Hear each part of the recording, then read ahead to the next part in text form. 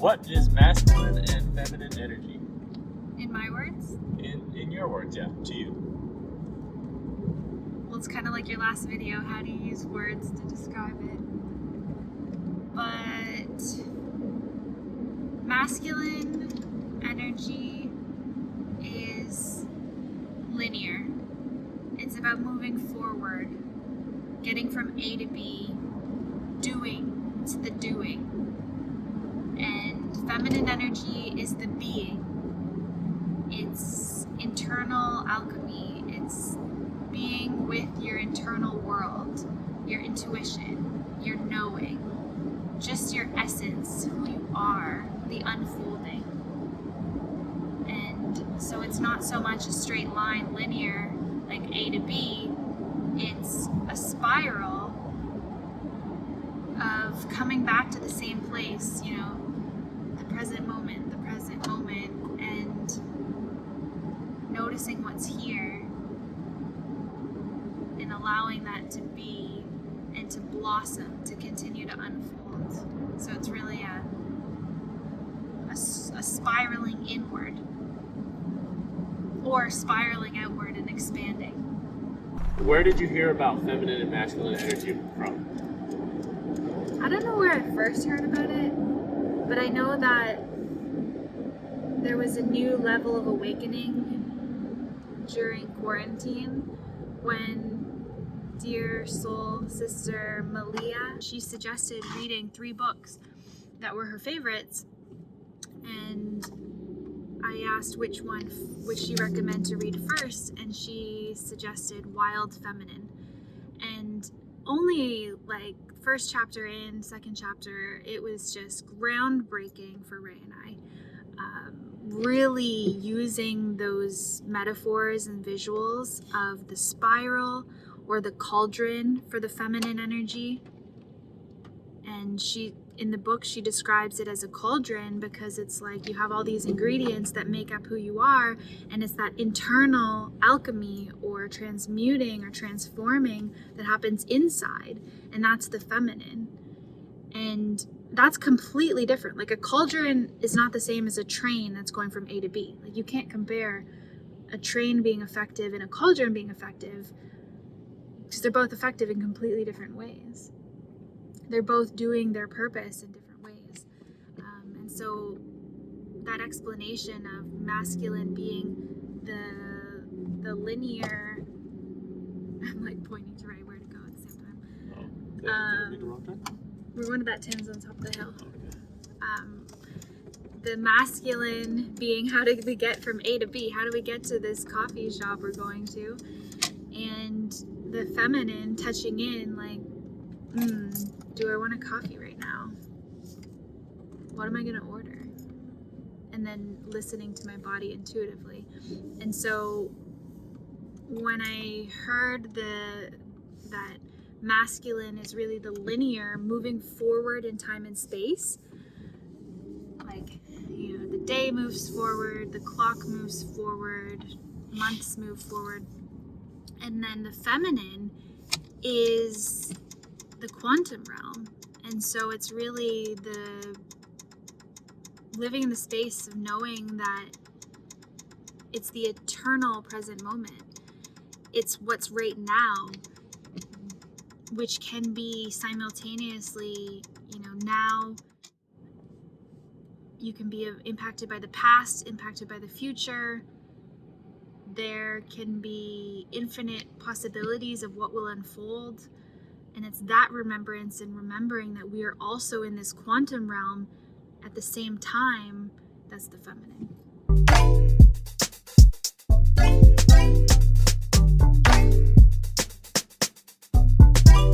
Hopefully the audio is usable on this piece because it's raining outside.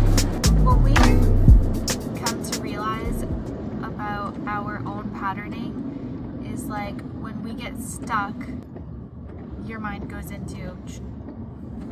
Yeah, I just kind of analyzed what was said.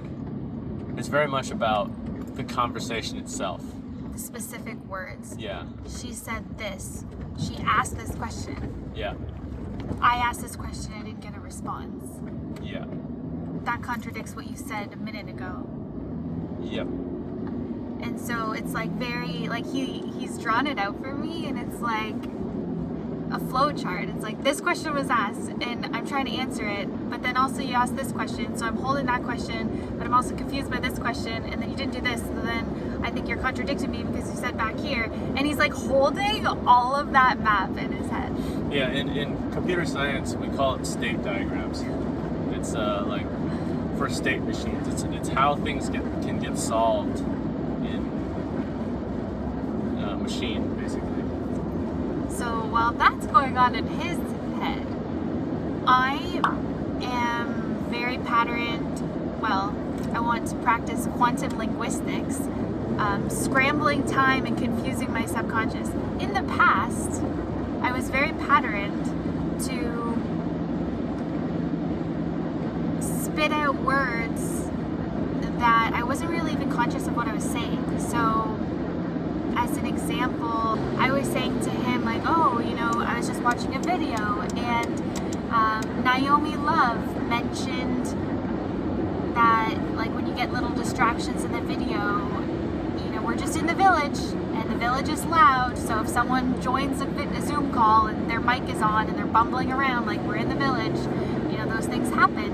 And if that happens during a meditation, you can just bring that in and include those sounds. And so I was sharing with him like this concept of calling it the village, especially in a modern thing like a Zoom call, was really sweet because he always references like, oh man, this is the village, like we're in the village in the sense of community and when we see people living near each other and like knowing their neighbors and that village sense that we want to create in our future community. And so I was sharing this on a very practical level in response to something that he was saying about like how do we want to film these videos? Do we want SJ running around in the background or do we want to do it like now when she's napping? And so it reminded me of that village comment, and I just said that completely out of nowhere in response to him talking about the video. And so what he was getting at was, you replied. Yeah, so I thought you were talking about the practical sense of including the village as an SJ or our folks or whatever it is, and I responded in the same vein because I thought she was contextually talking about the recording these videos, and so I responded in the sense of like, hey, let's talk about the practicality of that. You know, like there's only so much of SJ running around that an audience on YouTube can take.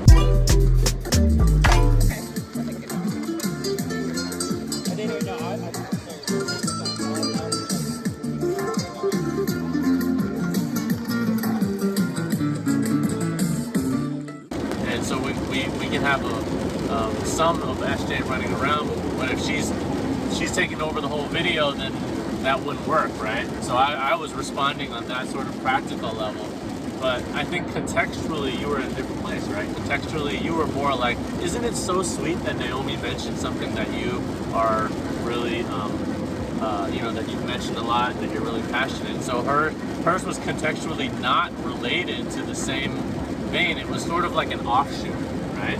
So when you put it back in Ray's visual, and this is literally what we did after we were talking through this, we had a bit more space. When you look at Ray's visual flow chart, it's like he asked a question, we were talking about the video in a practical sense, like how are we gonna film this? Should we have SJ in the film or not? And then you have me replying, oh, related but not related to that. You know, I was just reminded of Naomi mentioning the village. And then Ray, so his direct response when I brought that up was, but I'm talking about the practical sense. And it was short like that, from that same energy, like, but I'm talking about the practical sense. And disregarded the feeling tone of what I said. And we got there because then we realized, like, I do this a lot. My patterning in the past has been to say words unconsciously, but be sending an energy intentionally. So this is what I'm coming to realize.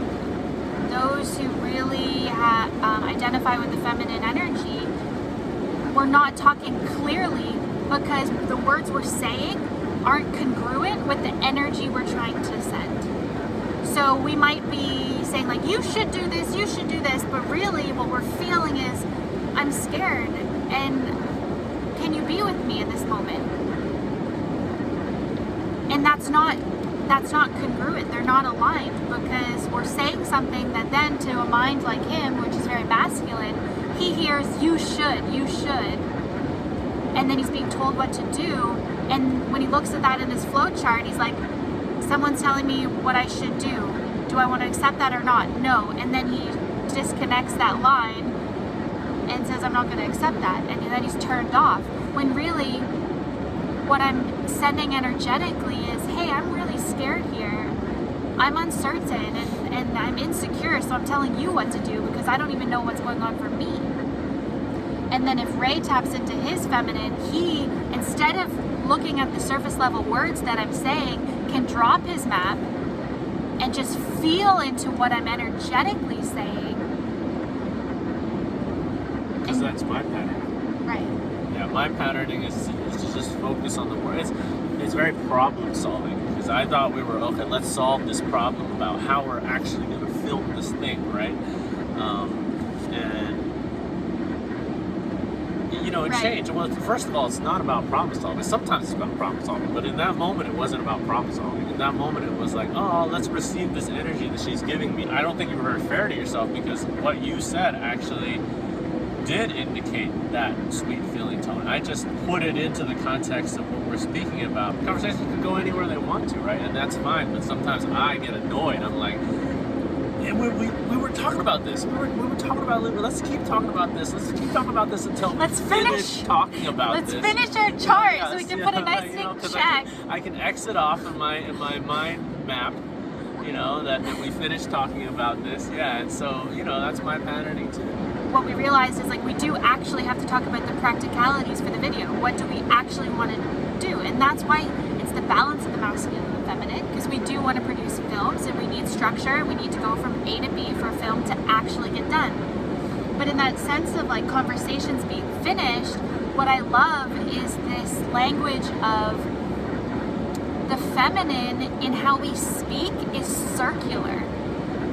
And trusting that if something's popping up in my mind and feels present enough that I want to share that, and if I actually do share it, then now we've created that moment where I've shared it, and so we can trust that it likely had a reason. And after we kind of chew on that for a bit, it will likely come full circle back to your nice little map and give us that deeper insight in a related sense. It might seem completely random at first, but obviously I had a train of thought that led me there. And if I feel intuitively called to share it, and I do, likely it will be circular and come right back, but in a deeper way to where we were. But of course there's balance there too. If I'm just constantly interrupting and talking about, you know, taking us off track, then that doesn't help. That keeps our masculine out of balance, because we can be kind of too not grounded to move forward and take action.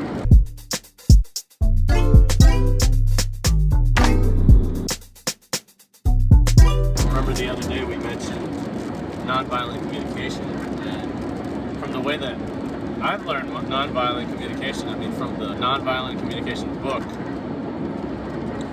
The nonviolent communication book is it's kind of like a set of like situational things that you can do, and it's very masculine. And now I'm going to do something a little bit spirally. Yeah. Before I knew about feminine and masculine, I was feeling the feminine and masculine out of balance for me. And I knew I needed to bring some more feminine energy. Before I had a word to describe what that energy feeling tone was, I already knew that this intuitiveness needed to be brought to my conversations, needed to be brought to the interactions that we have. And for me, it was more about, before I had the word to describe it, before I had the word feminine energy, divine feminine to describe it, it was just about, okay, let's pause, let's pause first and feel like I described earlier, like this energy ball, like that's in the room. Like, what does that look like? Is it big? Is it small? Is it way crazy going on all over the place, or is it is it pulsing? Is it calm? What color? What shape is that ball of energy? Is it even a ball? Is it even a ball? Yeah, and so it can be other shapes too. So that's what I take into, that's what I try to take into, sometimes successfully, sometimes not, into having conversations, especially when we're having a conversation or trying to work through something between us. And so back to nonviolent communication. Nonviolent communication, I believe, to me, from reading the book, it seems extremely masculine, and I found that nonviolent communication is helpful, but it's only helpful once the feminine part of the energy, like once the feminine is in balance. So if your ball is not even a ball and it's like bouncing all over the place and it's red and it's hot or whatever, like that's not the time to use nonviolent communication. That's the time to just like stop, pause, literally say, hey, wait, I need a second. Even though it might be like, hey, wait, we need a second, right? Don't tell the other person that, right? Like, hey, I need a second. I just want to chill.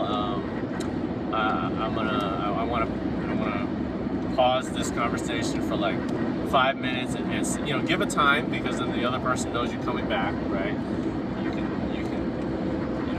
be by yourself, or you can take a walk, or whatever it is, or just pause, in the room and keep doing whatever it is you're doing, and then come back to whatever that is. And when the energy is a little calmer, when that emotion that is in your body has run its course through you, and then you pick it back up, right? And so then you can use nonviolent communication again.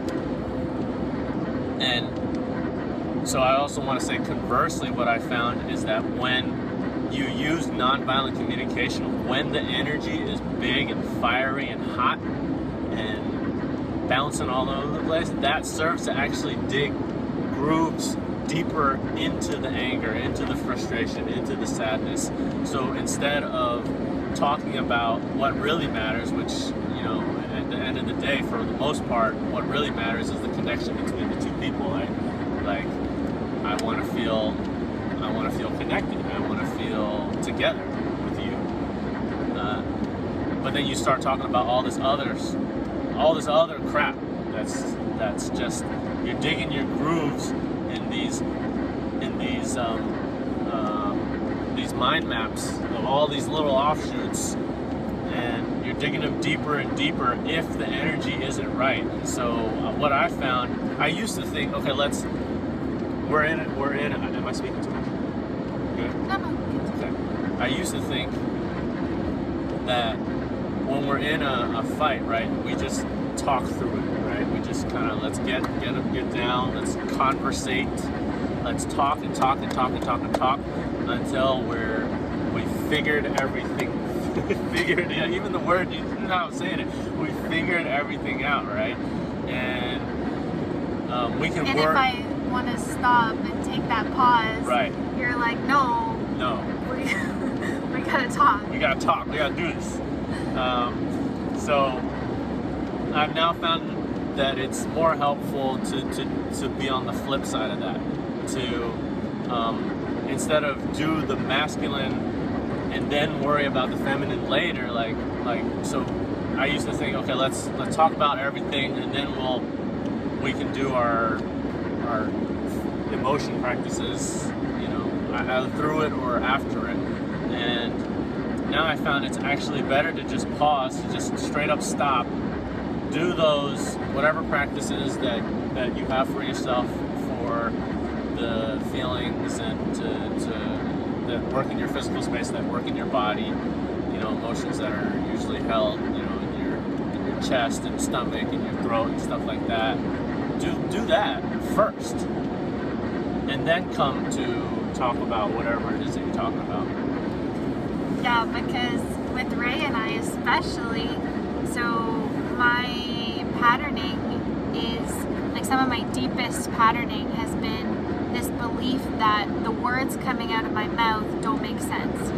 And I very, here, I'm even feeling my throat, when I'm triggered, get really tongue-tied.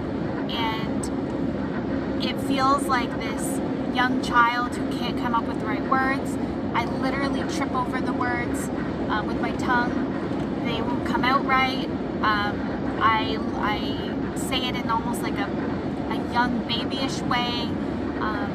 And I just try really hard because he wants to talk with me. And so he's asking me, what did you mean by that? Or why didn't you answer my question, or answer my question? And I'm trying, but we literally lose connection to the parts of our brain disconnects from those parts in us that allow us to flow. And I think on the spiritual, energetic level, what's happening is really that disconnect is not allowing you to tap into the source energy that's flowing through you, meaning I can't effortlessly channel what I want to say or what's going on for me, and my physical body is jamming up. And so when we do try to do that, it's not helpful anyways, because I'm not able to spit it out. And then that triggers my young wounded self, who says, what you say, doesn't matter, what you say doesn't make sense. And then I feel that from him, because then he's even more confused. And so I judge myself harshly and think, I'm not enough, I'm not valid, I can't speak properly, and that causes further shutting down. So it's like this loop. So it's definitely not the place of being able to find connection, because I'm not having it with myself. And so only when I first pause and say, hey, I'm really stuck, I need space, and then I look inside, ask myself what I need. Well, first of all, what am I feeling? And then what do I need? And then give that to myself. Then it's boom, the wisdom comes of oh, when I was saying all that stuff, this is what I meant. And oh, then you start using the nonviolent communication of I observed this in my reality. This is what I tried to do. This is what I perceived of you, or what I was believing happened. And this is what I hope for, or what I'm requesting from you. Yeah. And it's my patterning too to be confused. It's my patterning too to just harp on the words. Oh, you said this. What you mean by that? Hey, well, how about what you said 2 minutes ago? Are those connected? Are those not connected? Are you contradicting yourself? You're contradicting and yourself. And he makes these faces huh? Huh? And then gets really sarcastic, oh, so you mean, okay, so dragons say this. That comes out a lot. But what I realized too is I mentioned, I say all these things in words, but energetically it's not what I'm saying or feeling. And that's my imbalance of, hey, if I'm more connected to what I'm feeling, then I can tell him how I'm actually feeling and not just say things.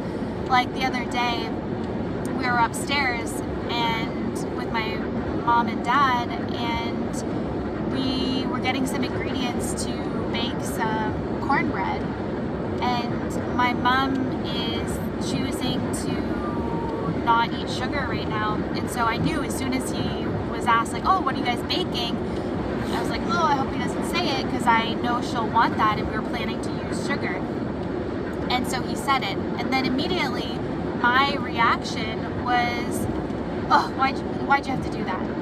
And like, I'm sending that energy, and I'm even using that language. But and that becomes a trigger for him, because it's like, oh, I'm being attacked. I'm being told what to do. You're telling me I'm wrong. You should do this, shouldn't do that. Like, you're telling me to lie. I'll lie to your mom. But yeah, it's that energy that I just, Yeah, and then that's my patterning of, instead of being reactive with my words and like condemning him for doing something wrong, if I actually got in touch deeply, which we did later, what I realized, what I was actually trying to communicate was, oh, like, I'm scared, you know, oh, you saying that makes me a bit, you know, fearful and sad, because I really want to protect my mom, and she's been doing so good, and she has made great decisions, but I don't want to put these things right in front of her, and I want to, you know, I love her, and I'm proud of her, and I want to be with her on this. So, you know, next time, can we just not mention those things in front of her? And like, if I had have said that later, you know, it would have been an entirely different conversation, which it was, and it unfolded so quickly once we realized what I actually meant by that. And instead, what I did is I reacted and I condemned him, and I said things that weren't actually what my heart really meant. And that takes practice to just slow it down, get in touch, and then speak from that place. Yeah, and I want to mention that on my side, it's completely the same too, because for me, usually in those conversations, when I'm feeling what I'm actually feeling, if I actually feel into it, I'm actually feeling like I'm sad, I'm scared. I'm like, I wanna be connected to you. Like I said earlier, I guess, like I wanna be loved. That's the feeling that I have. But instead, I talk about, you know, cornbread or lying or whatever it is, you know, whatever it is that we're talking about, you know. No one gets cornbread. No one gets cornbread. She doesn't get cornbread. None of us get cornbread. And he proceeded to repack all the ingredients back.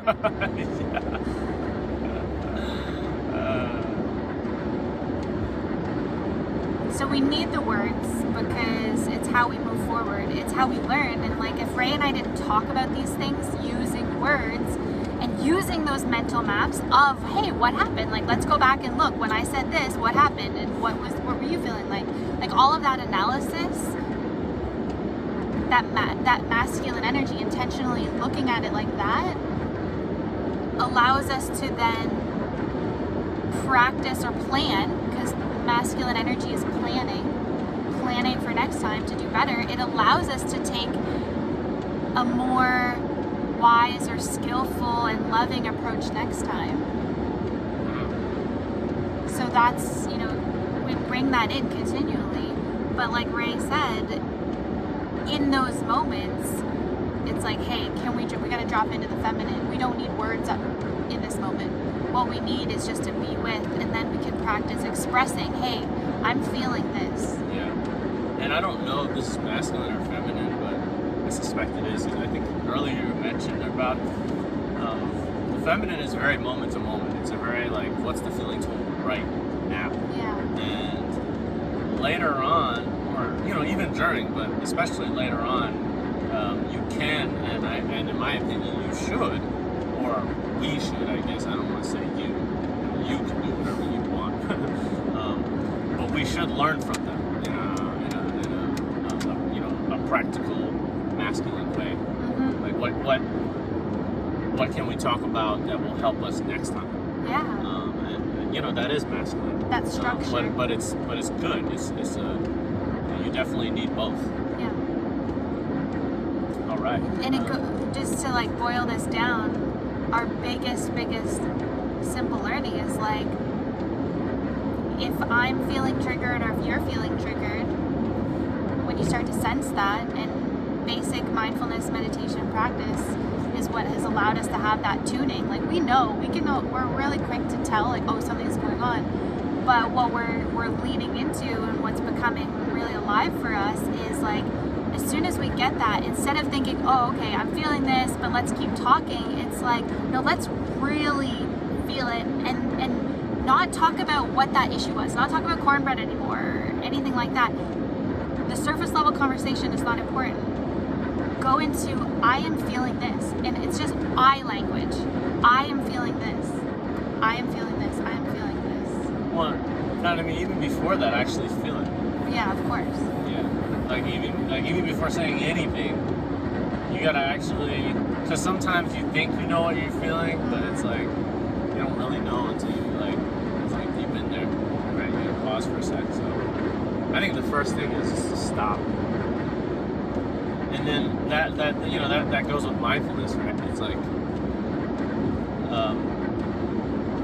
can you recognize, in many ways, like mental trigger or physical trigger, like state of mind, state of body, like what is there something like, I guess, off, here, Out of alignment, yeah, out of balance, that I need to pay attention to, and then don't skip that whole, don't jump to the mental mind thing of like, I know what this is, like straight up, because mentally you might know, like mentally right now I'm driving, right? And I know what that feels like. I know what mentally it should feel like, right? But then you drop it, like, what does that actually feel like? What's the feeling of the vibrations coming up from the seat? What is the feeling of this, this experience of the sound that I'm hearing, the experience of the road, and the light that's coming in, like actually feel into that,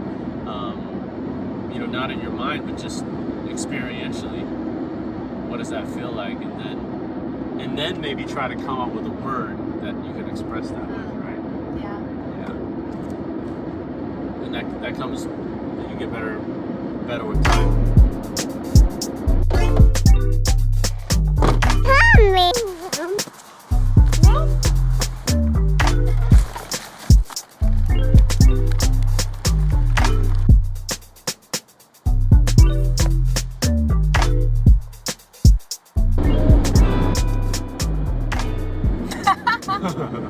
Of the moment right now, in the world right now, why is it important to know about this divine feminine, divine masculine thing?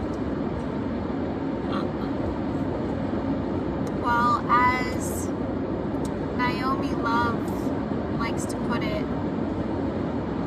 from the Wise Womb way, if you look at our physical world, you literally look around you in this moment, you can see that we've been overriding the divine feminine. We have only been focusing or prioritizing or over congratulating, over prizing the masculine way.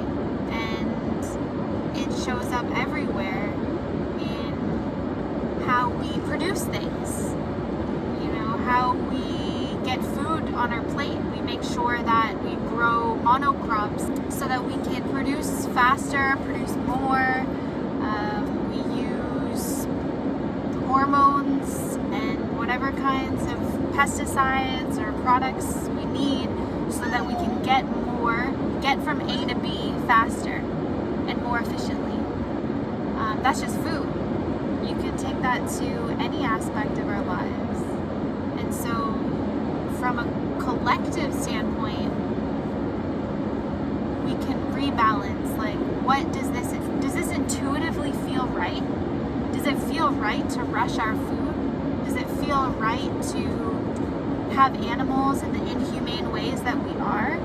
Does it feel right to buy makeup products made of pure chemicals when they're supposed to be helping clear our skin, and that creates a cycle of buying? Like, these are just examples from the top of my head. Do those things feel right intuitively? in our relationships, it's clear that we totally are missing out on truly diving into those feelings that we talked about, those layers, underneath all of the mental layers. That's weird. And tuning into our bodies. So essentially, the world is out of balance. The Yeah. world's deeply out of balance. It's not that the feminine energy isn't here. It's always been here. You can see it in nature. You see the cycles. You see how, like, we're driving down this beautiful highway to experience these changing seasons. Like, that is the divine feminine. It's the rebirth. It's the death and rebirth. The changing of cycles. And that's just another thing that in the divine masculine we don't recognize. We don't recognize that things are cyclical. We just expect them now. When, no, things need to be in the darkness, in the womb. Transforming, cracking open, and then the spring for them to emerge, and the summer for them to bloom and open, and then the fall for things to start, the regenerative cycle to die, and the winter again to go back into the womb.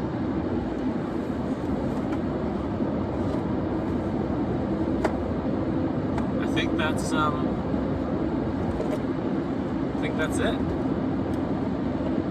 That's the video right there. Trying to shed some light on our faces. I don't know, is that weird? That is kind of looks like some ghost stories now. The sun just went down. So. And that's the cycle. Yeah. Back into the womb. Back into the womb we go. To birth the next video. Bye, friends. Love you.